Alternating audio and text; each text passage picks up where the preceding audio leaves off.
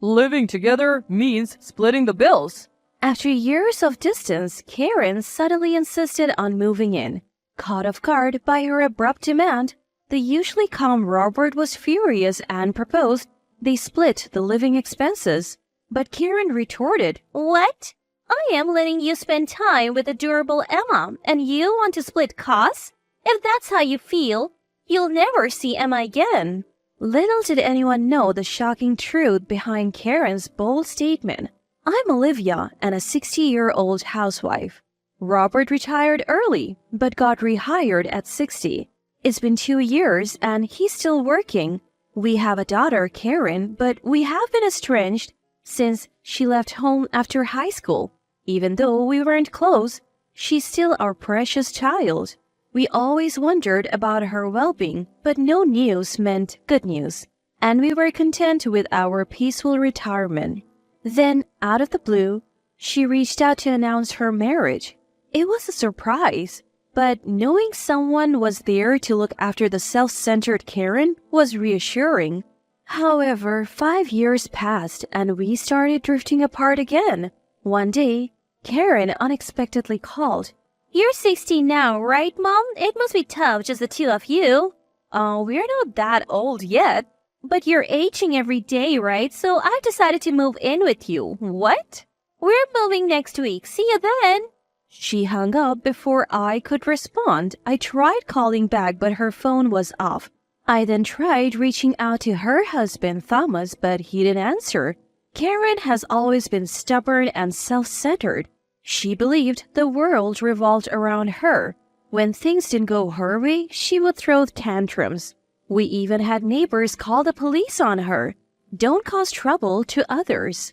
We tried disciplining her, but nothing worked. Before we knew it, she left home, and we lost touch until she announced her marriage. Since he wasn't a delinquent, he didn't know who to turn to for advice, and by the time he realized it, it was no longer possible to mend the distance between him and Karen had left the house.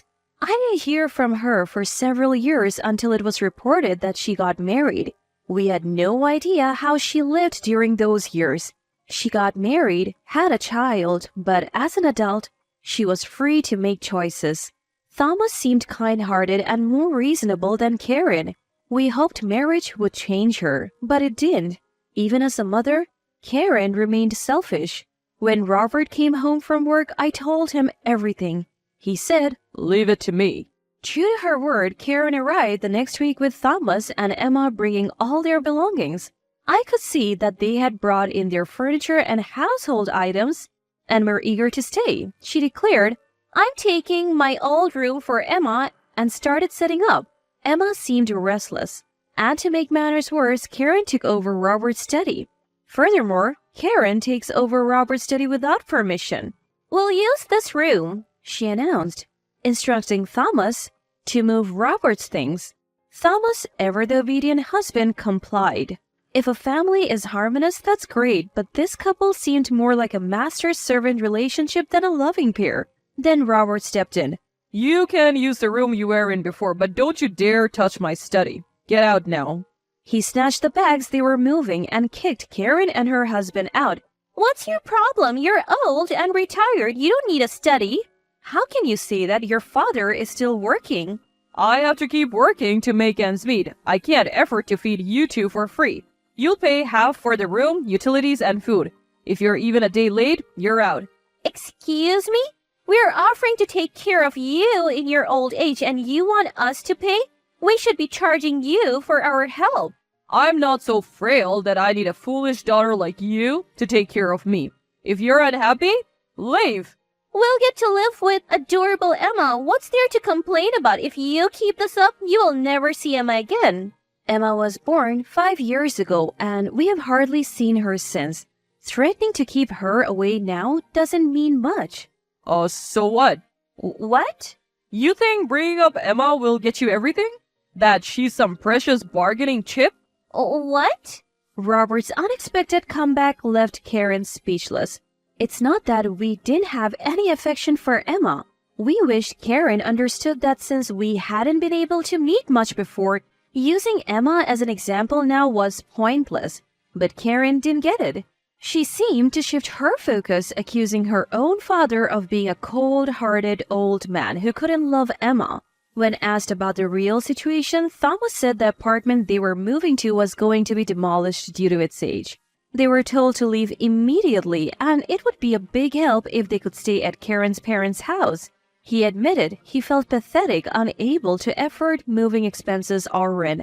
Honestly, it's Karen's fault for being so self-centered and struggling financially. She probably had a spoiled life, so this outcome was expected.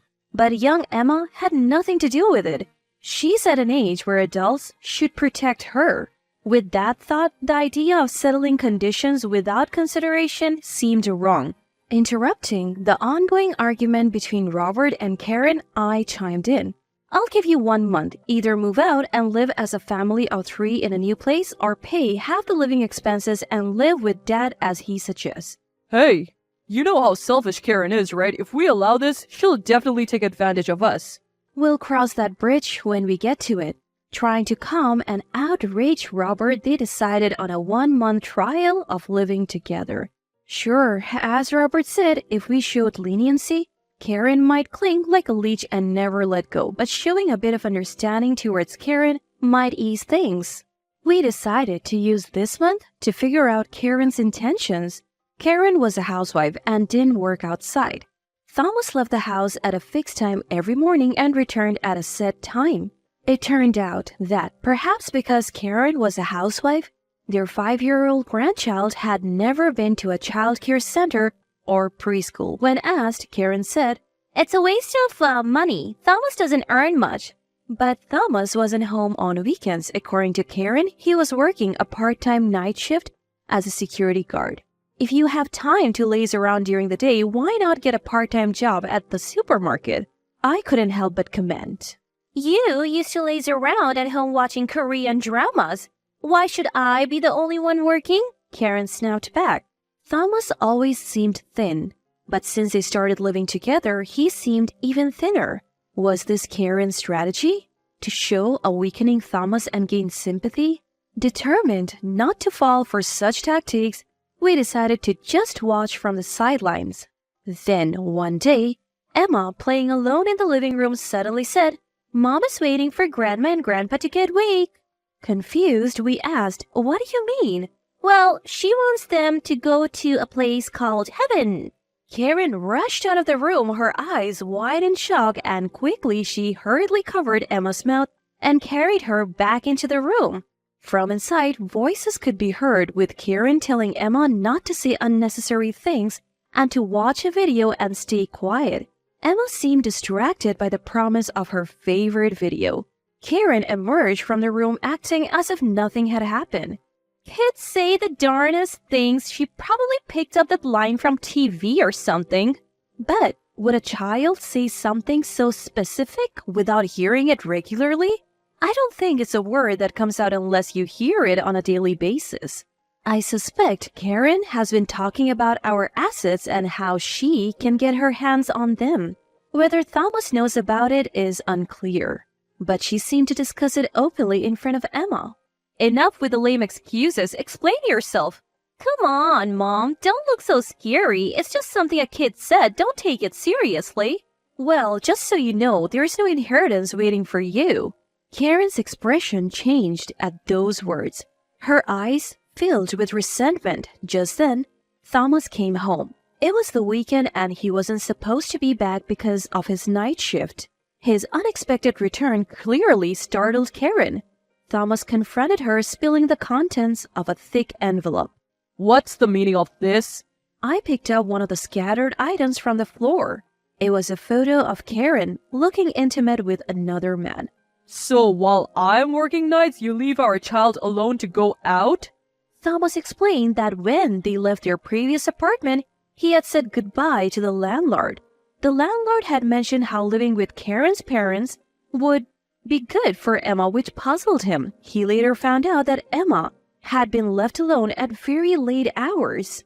Initially, he thought it was a one-time thing, but after moving in with Karen's parents, he noticed she was often out during the day. Suspecting something, he hired a private investigator, resulting in the photos. You left Emma alone while I was out for my yoga classes? I attend yoga classes once a week for my health, and often go out for lunch and shopping afterward, returning home in the late afternoon. The thought of Emma being left alone without lunch was heart-wrenching. Missing one meal isn't a big deal. So while she was alone, you were dining on fancy French cuisine in a hotel? Thomas pressed her about the affair, and I confronted her about neglecting Emma for her lover. Then Thomas revealed a shocking truth. She's after your ass's mother-in-law. She plans to dump Emma on you and go on lavish trips with her lover. Karen retorted, You traitor! Who do you think you married? Being with a boring, straight-laced guy like you is so dull. I need excitement in my life. According to Thomas's confession, Karen had passionately pursued their marriage. Aware of his own plainness, he tried his best to meet Karen's expectations. Whenever they were short on money, he took on part-time jobs. When she said she wanted to look good, he increased his night shifts. As a result, he was always working, rarely spending time at home or with Emma. Once, after being away for about half a month, Emma asked, Who are you, Mr.? She didn't recognize her own father, seeing him merely as the man who brought money. Still, Thomas obeyed Karen out of gratitude for marrying a man like him. However, the money he worked hard for was spent on lavish outings with her lover. She indulged in fine dining while not even providing a proper meal for Emma. He couldn't bear to see his child suffer for Karen's selfishness. I didn't care if I was abundant, and I decided to reveal everything for the sake of my child. I won't be discarded. I'll expose everything for the sake of our child. You are not the one being discarded. You are leaving a foolish wife. Don't you dare call me a fool. I have never neglected to feed a child, no matter how much I despised them. Wake up!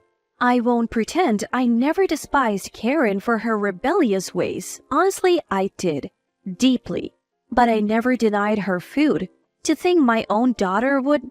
Maybe it's impossible to get Karen back on the right track. Every time I tried to help, she seemed to stray further. Don't boss me around. Aren't people in their 60s practically half dead? This house and land will be mine eventually. You might as well give it to me now. You said you had no inheritance to give, but selling this house and land would make money, right? Oh, it's hopeless. I realized wishing for Karen's rehabilitation was in vain. Robert, of course, heard about this and kicked Karen out with nothing. It was essentially disowning her. After being thrown out, she screamed about how all the branded items were hers and that Thomas, who had nothing going for him but being earnest, should be grateful she even used him. Thankfully, a neighbor reported her and she was taken away by the police. It turned out the branded items Karen claimed were all bought with money she made Thomas earn, which she used when meeting her lover. Thomas stood his ground, not giving in.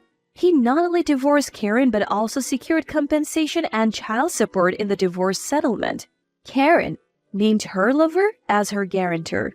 But he quickly rejected her. Apparently, he coldly told her never to show her face again. He enjoyed affairs with married women and lost interest once they were no longer married. Someone else pushed Karen further to the edge. It was someone from the gambling place she frequented while splurging with her lover. Upon learning of her divorce, they demanded immediate payment of her accumulated debts. Even Karen realized she couldn't escape from these intimidating figures. It seems she's now working tirelessly just as she had made Thomas do. Her life has hit rock bottom. After the divorce, Thomas was freed from his torment and his health improved. He transformed into a diligent and clean-cut father, passionate about parenting. He focused on his main job, prioritized time with Emma, and became a well-regarded father in the neighborhood. His relationship with Emma is great, and she often says she loves her dad. We as grandparents do our best to take care for Emma, and our relationship is strong. Robert is utterly smitten with Emma. Without her mother around, we want to ensure she never feels lonely and shower her with love. After getting rid of the selfish Karen, Emma started laughing more. Every time I hear Emma's laughter, I feel reassured that cutting ties with Karen was the right choice. Now, Karen is rarely a topic of conversation between us. All I wish for as a parent is for her to repay those she wronged and live a modest life. But deep down, Karen is still our child. I hope, while I'm still here, to reunite with a reformed Karen. A part of me still wishes for that.